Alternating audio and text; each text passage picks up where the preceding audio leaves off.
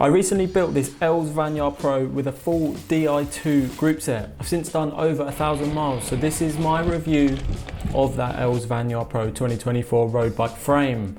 The good and the bad. This frame costs £880. That's £3,870 less than the Specialized SL8. I'm not saying that this frame is on par with those frames, but you can buy 4 of these frames for the same price as one of those frames. Interesting. Now we are looking at a full carbon fiber road bike with a mildly aggressive geometry that strikes a balance sort of between endurance and race. Now this means it's designed to give you the best of both worlds, comfort for long rides and the agility for those speedy sprints. Starting with the frame, it's a size 50, and for reference, I am 5'9", 176 centimeters. Now you might wonder why I chose a 50 instead of a larger size. Well, I figured I'd save some weight and avoid having to stretch like a yoga instructor every time I ride.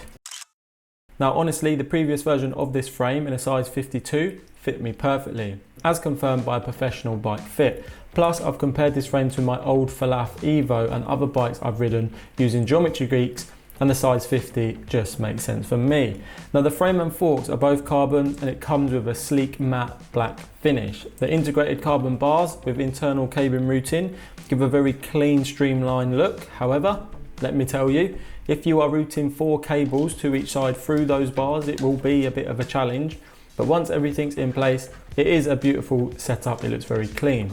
Now the group set is perhaps a highlight of this build, believe it or not. I managed to snag the full 105 Di2 group set for £900 at the time, which was a good deal considering the performance that it delivers. But in reality, is it all worth the hype? Now we'll get to that a little bit later. Now the total cost of this build was $4,000. That's all in, everything included. A significant chunk of that was $1,200 for the Windspace Hyper wheels. So if you wanted to reduce the cost of the overall build, then you could opt for cheaper wheels. That would be a good way to go. Now when you look at the complete package and the bang for buck, it's pretty impressive. You get a lot for your money, but let's dig deeper and see if it lives up to the expectations. Overall, this frame isn't trying to be the most dramatic, but it's still easy on the eye. The flattish top tube and the fairly thick tubing, a bit garish maybe, but not too out there. It's a design that grows on you the more you look at it and the more you ride it. It's kind of sexy. Now putting the bike together was a smooth-ish process. The Di2 group set makes it easier in a way because there are less cables to route, but also more complicated because it's basically a robot. And I've seen iRobot, I know what happens. My name is Sunny. Now the most important part, how does it perform? It doesn't matter if it looks good, what everyone says about it. If it doesn't perform well, what's the point? The bike is relatively fast and it's also relatively light. Using a car analogy, I'd say that it's like a BMW M3. It's comfortable and has the ability to go fast, but it's not as raw as a Ferrari or Lamborghini, which for me is actually a preference. Acceleration is good, and this is because everything is so stiff as you get with these carbon frames. When you push the pedal, your power is efficiently transferred to the rear wheel.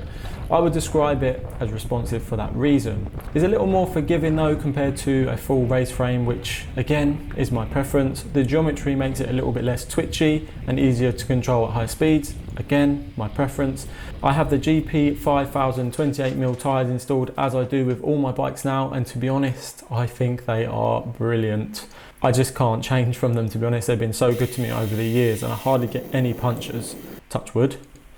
Obviously, tubeless allows you to run lower pressures, which makes it more comfortable as well.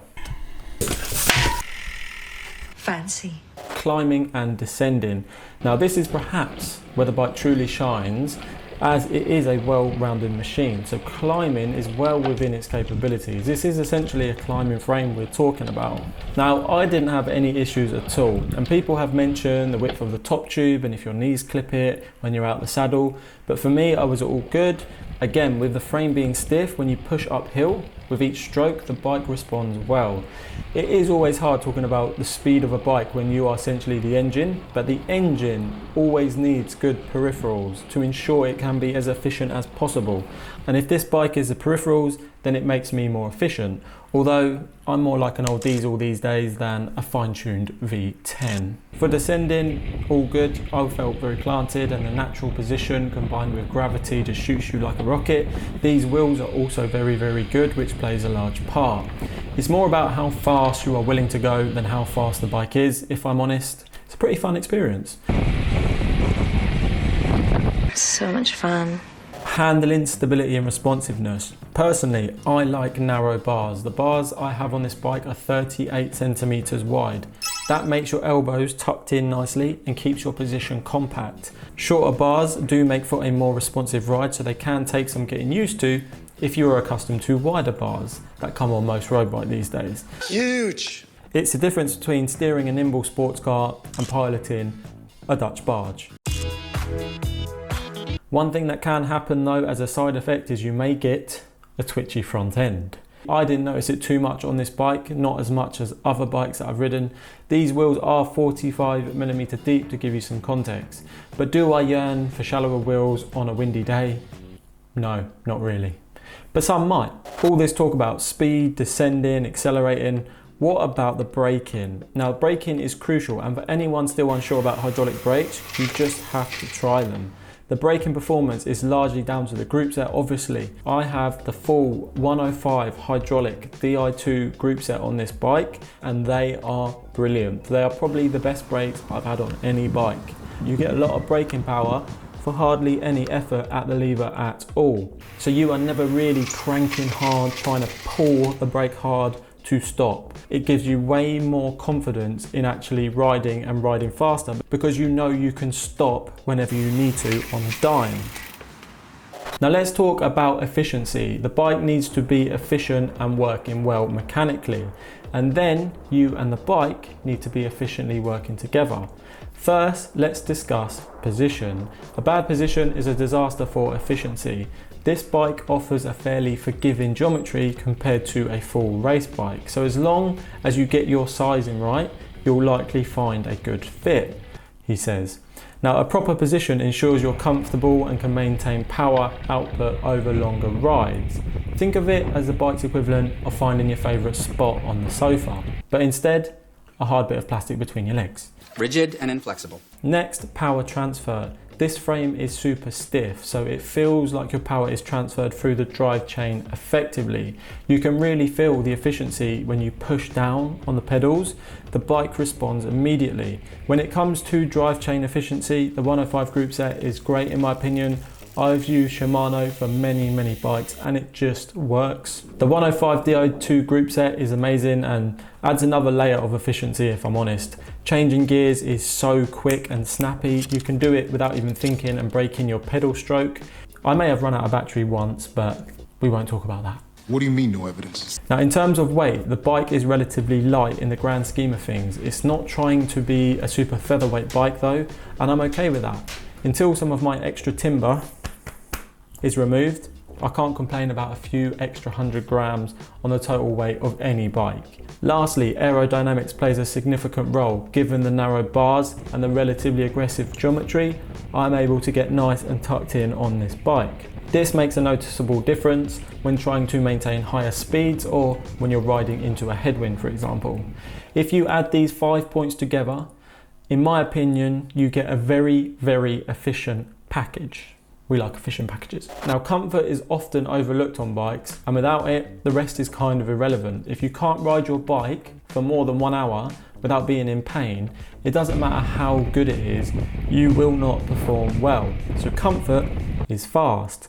Now I had a couple of bike fits, which is how I found the perfect position for me and knew that a size 50 geometry would work. Most people are used to riding huge frames and think that a size 50 or 52 is really small. I rode a bike that was too big for 3 years, and now I've dropped down. I will never look back. I have many videos about bike fit, how it affects cadence, how it affects your heart rate, how it affects your performance, and now I'm at a sweet spot. The 28mm tubeless tyres we mentioned earlier are also great. They just take the edge off the bumps in the road and the little holes and imperfections in the surface. Have I had any issues? What you're all here for. Now the seat post cover is flapping around in the wind and it's always loose. Doesn't affect the performance of the bike, but it is frustrating, and Not an issue, but worth mentioning. The seat post also slipped on a ride, but then in the packaging I remembered it came with a little strip of what can only be described as a sticky back bit of sandpaper. That is then basically stuck inside the frame where the seat post is, and the seat hasn't slipped since, so that solved it for me. Now apart from that, no issues at all. The bike has been solid and reliable. It's worth going for a cheaper frame like this, direct to consumer from Asia. Then you can buy a 105 Di2 group set with the money you saved and create an absolutely wonderful machine like this one.